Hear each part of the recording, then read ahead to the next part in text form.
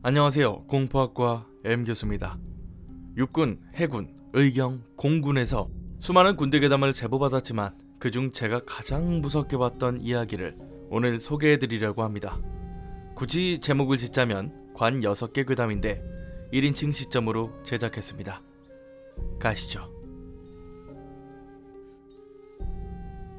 이 이야기를 통해 그 사건을 기억하는 수많은 군 관계자들과 함께 생활하던 부대원들에게 아픈 기억을 다시 들춰내는 것이 아닌지 걱정스러운 마음으로 적어내려가 본다.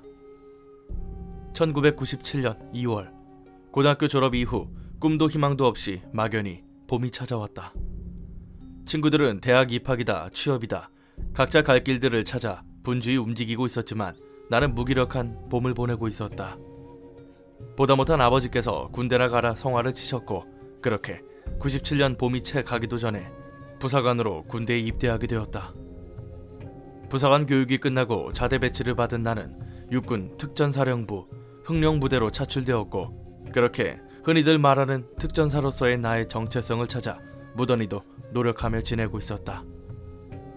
1998년 3월 중순, 부대에서는 9박 10일의 강도 높은 대대 전술 종합훈련이 잡혀 있었다. 대대장을 비롯하여 우리들은 훈련 준비에 여념이 없었고, 그렇게 어느덧 훈련 출발 날짜가 코앞으로 다가왔다.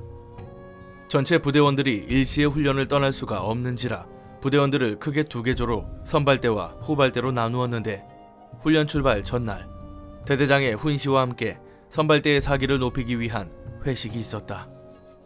막걸리 한 사발에 다음날 진행될 훈련에 대한 막연한 두려움을 떨쳐버리고 다들 그렇게 얼큰하게 취해 일찍 취침에 들어갔다. 후발대인 우리들은 선발대 회식 자리를 치우고 선발대의 목까지 야간 경계에 근무를 서느라 평상시 행정 업무만 하던 병사들과 함께 근무를 서게 되었다.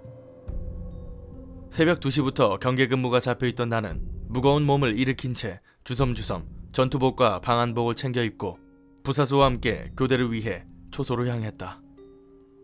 3월이긴 하지만 산간지방이라 아프다고 느껴질 정도의 바람과 눈보라가 몰아쳤다. 부대에는 2개의 초소가 있었는데 1초소는 막사와 비교적 가까운 위치에 있었고, 1초소를 지나 능선을 타고 올라가면 2초소가 위치에 있었다. 그날 난 2초소에 배정을 받았고 부사수인 이선일 1병을 데리고 1초소 초입에 다다를 대었다. 손들어, 움직이며 쏜다. 1초소 근무병들이 우리에게 수화를 하였고, 내 뒤에 있던 부사수가 암구어 대신 정하사님, 이선일입니다. 근무 교대하러 왔습니다. 라고 대꾸하며 1초소에 자연스레 들어왔다. 유별나게 추웠던 밤인데다가 어중간하게 잠에서 깨어 근무를 하러 왔기 때문에 잠이나 쫓을 겸 동기인 정하사에게 담배를 얻어 피우고 있었다. 그러다 옆에 있던 이선일 1병이 김하사님, 이제 2시 다 되어갑니다. 빨리 올라가시지 말입니다. 라고 말을 건네왔다. 불현듯 시계를 보니 1시 56분을 가리키고 있었다. 정하사는 간단히 인사말을 건네고 2초소 능선으로 올라가려고 한 발을 내딛었는데, 그때 1초소 딸딸이가 울어댔다. 통신보안 1초소 근무자 하사 정욱진입니다. 정하사가 수화기를 들며 경직된 목소리로 내뱉자마자 1m 정도 떨어져 있던 우리에게도 들릴 정도의 큰 고함 소리가 수화기 너머로 들려왔다. 야, 니네 뭐하고 있어? 정하사가 살짝 긴장하며 지금 근무 잘 서고 있습니다. 2초소 다음 근무자가 지금 올라가려고 해서 보고 있습니다. 라고 말이 끝나기가 무섭게 대답이 들렸다. 야, 2초소 다음 근무자 못 올라가게 해. 거기 대기하라고 해. 라며 수신을 끊어버렸다. 초소 안에 잠시 정적이 흐르고 우리 4명은 이게 뭔 일인가 하며 의아해했다. 뭐 이유야 어쨌든 여기 죽치고 있는 시간만큼 근무 시간이 줄어드니까 좋다고 한껏 여유를 부리고 있었다. 그렇게 5분이라는 시간이 채 가기도 전에 정적을 깨고 또다시 딸딸이가 울어댔다. 통신보안 1초소 근무자 하사 정욱진입니다. 야, 막사 쪽. 수화기에서는 몹시 다급하게 막사 쪽이라는 말을 되풀이했고, 우리 넷은 동시에 부대원들이 잠들고 있을 막사 쪽을 바라봤다. 막사 쪽 아무 이상 없는데 말입니다. 정하사가 시큰둥하게 대답했다. 진짜 아무것도 없어? 지금 이 초소에서 애들 난리 났어. 웬 여자가 부대 안에 들어왔다고. 확실해? 확실히 아무것도 없어? 우리들은 모두 놀란 상태로 서로 얼굴을 쳐다보고 있었고, 네, 아무것도 없습니다. 진짜 아무것도 안 보이는데 말입니다. 라고 정하사가 대답했다. 야 정하사, 네가 직접 이 초소에 연락해봐. 이 초소 애들 아까부터 웬 여자 들어왔다고 난리치면서 지금 계속 보고하고 있단 말이야. 정하사가 바로 알겠다고 하며 이초소와 다이렉트로 연결되어 있는 또 다른 딸다리를 돌려대며 통화를 시도했다. 통신보안, 이 초소 근무자 상병 박혜원입니다. 사수인 허중사 대신 부사수가 말을 더듬어가며 연락을 받았다. 박상병, 나 정하사인데 지금 지통실에서 막사 쪽으로 여자가 들어오고 있다고 하는데 이게 뭔 말이야? 그러자 박상병이 아닌 허중사가 대답했다. 어? 니들 안 보여? 저기 지금 하얀색 옷 입은 여자 부대에 들어왔어. 지금도 막사 쪽으로 가고 있다고. 허중사가 고함을 치자마자 우리 넷은 다시 한번 일제히 막사 쪽을 바라봤다. 하지만 역시나 아무것도 없었다. 야, 아무것도 없는데 그게 무슨... 정하사의 대답이 채 끝나기도 전에 소리가 들렸다.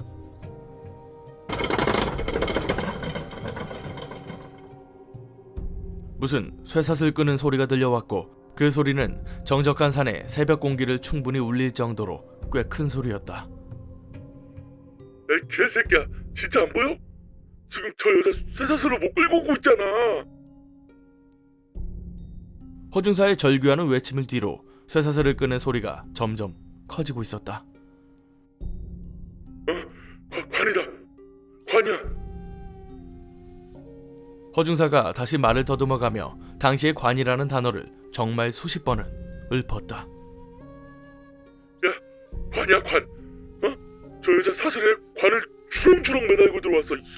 씨발 진짜 안 보여? 우리 눈에 보이던 안 보이던 그게 중요한 게 아니었다. 우리는 우리 나름대로 눈에는 보이지 않지만 분명 엄청 큰 소리에 쇠사슬을 끄는 소리를 듣고 있었기 때문이다. 야, 전현 막사 안으로 들어간다. 아니야, 지금 들어갔어. 지통실에 연락대로 당장. 허중사의 이 절규의 외침이 어찌나 큰지 딸딸이 수화기가 아니어도 능선을 타고 메아리로 들려올 정도였다.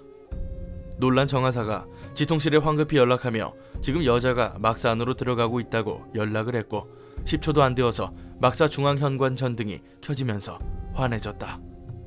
곧이어 환하게 켜진 전등 밑으로 그림자가 들이우며 누군가가 현관 앞으로 나왔다. 우리는 숨을 죽이며 먼 발치에서 바라보았고 그 사람이 일찍 사관임을 확인하고 안도의 한숨을 쉬었다. 야, 이 뱅신 새끼들아, 니들이 술 처먹었어? 뭔 여자가 있다고 이 밤에 이 지랄들이야? 중앙 현관 앞에 서서 일찍 사관이었던 오대위가 초소 능선 쪽을 바라보며 쩌렁쩌렁 고함을 내질렀다. 그렇게 우여곡절 끝에 이초소 허중사와 부사수 근무자가 내려왔고 이들은 곧이어 일찍 사관에게 욕짓거리를 들어가며 막사로 향했다. 나와 부사수 이일병은 어찌됐든 근무를 서야 했기 때문에 능선을 따라 이초소에 올라가 근무를 서기 시작했고 시계를 바라보니 당시 시간은 새벽 3시 10분이었다. 김하사님, 20분만 더 서면 근무 끝인데 말입니다. 이일병이 희죽거리며 말을 건네왔다. 그렇다. 근무 시간은 1시간 30분씩 나뉘어 있었는데 아까의 그 난리로 1시간 10분이라는 시간을 운 좋게 보냈던 것이다. 하지만 그 생각도 잠시. 아까 쇠사슬 소리 너도 들었지? 이일병에게 묻자 이일병도 표정이 굳어졌고 그 소리의 정체에 대해서 둘이서 의견을 주고받고 있을 그때였다.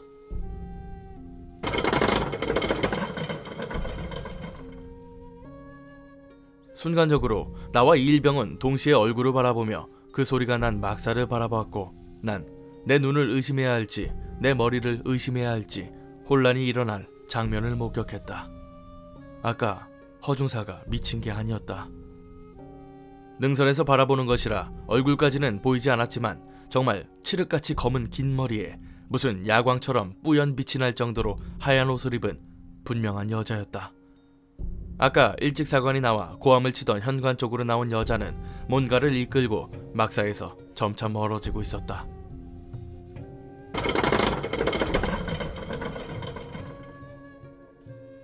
진짜 관이었다.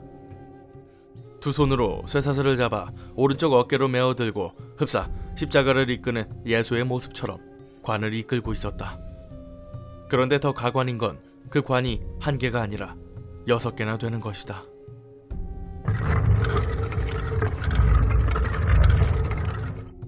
두려움이고 뭐고 없었다. 그냥 본능적으로 딸다리를 잡고 미친 듯이 손잡이를 돌렸다. 일찍 근무로 서던 오대위가 퉁명스럽게 받았고 나는 다짜고짜 관이 나갑니다 라고 소리를 질러댔다. 너도 뒤질래? 니들 오늘 선발 때 술 빼돌려 마셨냐? 또다시 욕설을 퍼부으며 고함을 질러대는데 그 순간 막사 쪽이 이상하여 자세히 들여다보니 저마다 닫혀있던 커튼 사이로 허연 얼굴들이 창밖을 응시하고 있었다. 다른 후발대 부대원들이 그 쇠사슬 소리와 더불어 허중사가 막사로 들어가 난리친 까닭에 부대원들이 잠에서 깨어 관이 나가는 소리와 함께 그 장면을 보고 있었던 것이다. 그렇게 20분 정도가 흘러 다음 근무자와 교체되고 지통실에 들어간 나는 일찍 사관에게 다시 한번 쌍욕을 듣고는 진정되지 않는 마음으로 내무실에 들어와 뜬 눈으로 남은 새벽을 보냈다. 다음날 기상 후 1조 점호 없이 선발대 인원들이 군장을 메고 연병장에 집합하여 훈련 출발 준비를 했다. 그 근처에 배웅을 하던 우리 후발대 인원들이 어제 있었던 일을 하나둘씩 이야기하기 시작했다. 어제 관을 메고 온 여자가 부대 들어왔다는데? 야, 그 여자 선발대 내무실로 들어갔다고 하던데? 점차 얘기들이 빠르게 확산되어 갔는데 선발대 측에서는 의외로 전혀 동요하지 않았다. 특전사, 그것도 하사, 중사가 귀신을 봤다고 조롱하며 그렇게 연병장을 지나 부대 밖으로 행군이 시작되었다. 남은 후발대 인원들은 그렇게 부대에 남아 훈련 합류를 위한 준비를 하고 있었다. 그리고 1998년 4월 1일 그날이 오고야 말았다. 지휘통제실에서 상황 보고가 들어왔다. 천리행군 도중 해발 1249m의 민주지산을 넘을 무렵 정상 부근에서 야영에 들어갔는데 3월도 아닌 4월이라 기후를 크게 고려치 않고 방한복을 준비하지 못한 것이 미스였다. 이상 기후로 인한 초속 40km의 강풍과 영하 10도 이하의 온도 급강하로 인해 야영을 더 이상 진행할 수 없는 지경에 다다랐고 강추위로 인한 고통을 호소하는 인원들이 늘자 구조 요청이 들어왔다. 기상 악화로 인해 헬기 맞춰 뜰 수 없는 상황 속에서 구조는 더딜 수밖에 없었다. 그렇게 그날 나는 6명의 전우를 보내야 했고 다른 1명의 전우는 끝끝내 찾을 수가 없었다. 그 여자가 끌고 있던 6개의 관이 머릿속에서 어찌나 맴돌던지 지금도 그때 생각하면 당장이라도 오줌을 지릴 것 같다. 바로 이 사건이 훗날 국방영화로까지 제작됐다는 민주지산이다. 구구절절 하고 싶은 이야기는 많지만 이야기는 여기서 끝이다. 잘 쉬고 있는 거지, 얘들아.